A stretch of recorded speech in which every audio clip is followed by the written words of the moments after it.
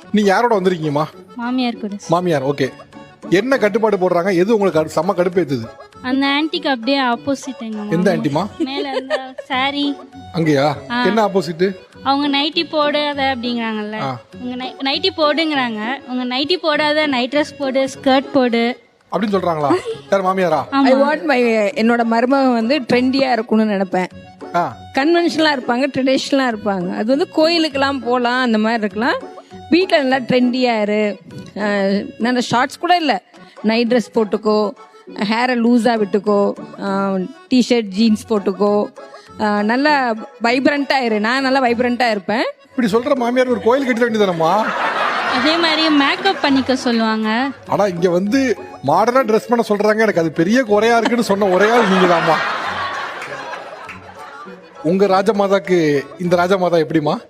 Super, செம்ம sir. சரி, okay. இப்போ நீங்க வந்து உங்க மாமியாருக்கு ஒரு மார்க் போடணும், அந்த மாமியாருக்கு ஒரு மார்க் போடணும். எவ்வளவு போடுவீங்க? அவங்க நம்மளுக்கு ஏத்தாப்புல இருக்காங்க.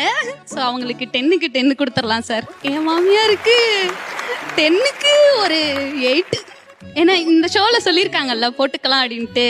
ஸோ 10க்கு 8.5 கொடுக்கலாம். மீதி 1.5 வந்து மாறிட்டாங்கன்னா கொடுத்துக்கலாம்.